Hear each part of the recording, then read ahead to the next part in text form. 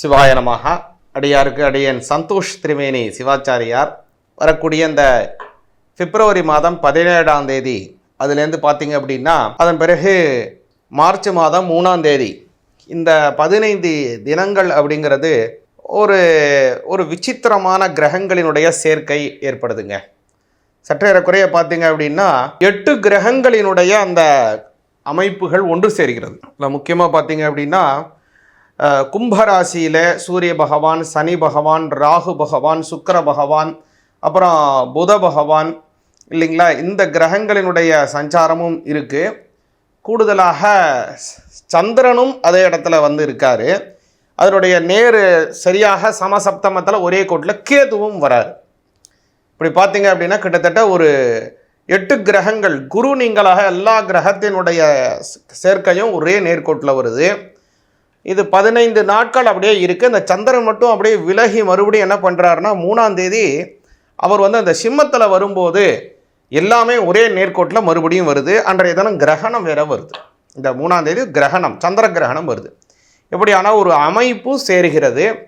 இந்த கிரக சஞ்சாரத்தினாலே, இந்த கிரக நிலைகளினாலே சில பேருக்கு சில மாற்றங்கள், சில உயர்வுகள், சில வகையான தாழ்வுகள், சில பேருக்கு நல்ல யோகங்கள், சில பேருக்கு சில பணத்திலே சில விரயங்கள், அதே மாதிரி சில பேருக்கு பல நன்மைகளும், சில விஷயத்தில் ரொம்ப கவனமாக இருக்க வேண்டிய சூழ்நிலைகளும் அப்படின்னு ஒருத்தவங்களுக்கும் ஒவ்வொரு விதமான பலன்கள் கூடுதலாகவும் குறைவாகவும் ஏற்படுது. இதில் முக்கியமாக காற்றினுடைய ராசியில் இதில் எல்லாமே சேருகிறது. முதல்ல காற்று ராசியில் தான் அதிகமான கிரகங்களினுடைய சஞ்சாரம் ஏற்படுது.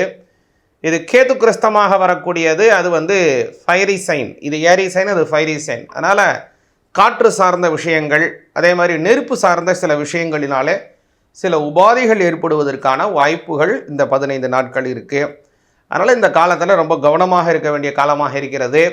இதில் சில வகையில் பல நன்மைகளும் நமக்கு ஏற்படுது. கும்பராசிங்கிறதுனால காலப்புருட தத்துவத்தில் சில பேருக்கு 9, 11, 5 அதுமாரி நல்ல இடத்துல இருந்தால் அவங்களுக்கு சில குபேர யோகத்தையும் தருது.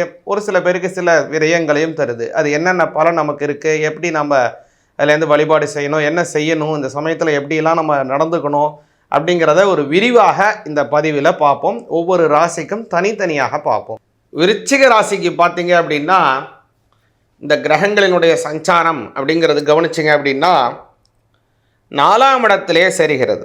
உங்களுடைய ராசிநாதன் 4ஆம் இடம், உங்களுடைய 6ஆம் அதிபதியாக இருக்கக்கூடிய அதே செவ்வாய் 4ஆம் இடம், உங்களுடைய கலத்திர ஸ்தானாதிபதியாக இருக்கக்கூடியவர் 4ஆம் இடம், 5ஆம் அதிபதியாக இருக்கக்கூடிய குரு பகவானுடைய பார்வை இந்த 4ஆம் பாவத்திற்கு கிடைக்கிறது.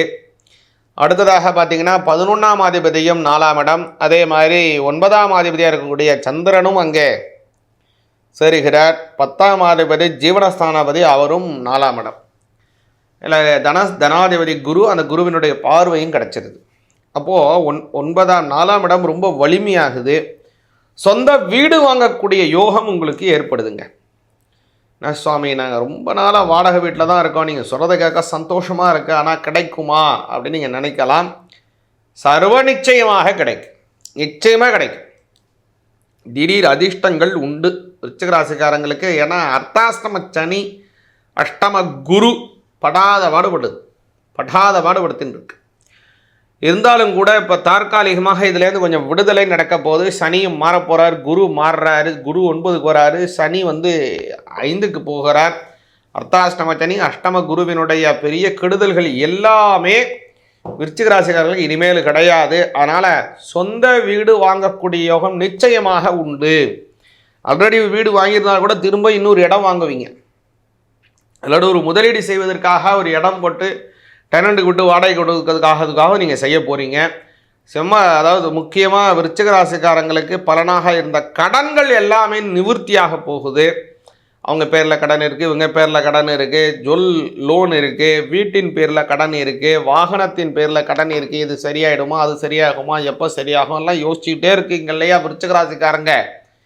எல்லாத்திற்கும் இப்போ ஒரே பதில், வரக்கூடிய சமயத்தில் கடன் நிவர்த்தியாக போகிறது. படிக்கிற மாணவர்களுக்கு படிப்பிலே நல்ல நாட்டம் ஏற்படும். வரக்கூடிய காலம் பொது தேர்வு வரக்கூடிய காலமாக இருக்குது விருச்சிக ராசிக்கு பார்த்தீங்க அப்படின்னா. அதனால் படிக்கிற மாணவர்களுக்கு நல்ல படிப்பில் நல்ல நாட்டம். விருச்சிக ராசிக்காரங்க பொதுவாக நல்லா படிப்பாங்க. நல்ல ஒரு ஞானம் உங்களுக்கு இருக்குது. என்ன ஒரு விஷயம் அப்படின்னா, அவங்களுடைய நடவடிக்கை, அவங்களுக்கு நண்பர்கள் வட்டாரம் பெருசாக இருக்காது. ரொம்ப ரேர். ஒரு விருச்சிகராசிக்காரங்களுக்கு ரொம்ப நண்பர்கள் பெருசாக நிறையா இருந்தாங்கன்னா பெரிய ஒரு அதிர்ஷ்டம் அவங்களுக்கு. இருந்தாலும் கூட காலத்தினுடைய சூழ்நிலை கொஞ்சம் கொஞ்சமாக அவங்களுடைய நண்பர்கள் வட்டாரத்தை குறைச்சிரும். விருச்சிகராசிக்காரங்களுக்கு துர்லபம். ஏன் அப்படின்னா, அவங்களுடைய பேச்சு ரொம்ப பர்ஃபெக்டாக இருக்கும், ரொம்ப சரியாக இருக்கும், உண்மையாக இருக்கும். அந்த உண்மையாக இருக்கும்போது நண்பர்களால் அந்த வார்த்தைகளை ஏற்றுக்கொள்ள முடியாது. அதனால் அவர்களை விட்டு கொஞ்சம் கொஞ்சமாக விலகிடுவார். இது விருச்சிகராசிக்காரங்களுக்கு இயற்கையாகவே உள்ளது. இதில் ஒன்றும் தப்போ தவறோ கிடையாது. அவங்க சுபாவமே அதுதான். அது மாதிரி விருச்சிகராசிக்காரங்களுக்கு வரக்கூடிய காலம் இன்னொரு நல்ல விஷயம் என்னென்னா, 5ஆம் இடத்துல கூடியவர் பார்க்கறதுனால மன விருப்பப்படி ரொம்ப நாளாக யாராவது விரும்பிகிட்டு இருக்கீங்க, 2 பேர் விரும்பிகிட்டு இருக்கீங்க, கல்யாணம் எப்போ பண்ணிக்கலாம்னு யோசிச்சுட்டு இருக்கீங்கன்னா வரக்கூடிய காலம் கல்யாணம் பண்ணுவதற்கு சாதகமான காலமாக இருக்குது.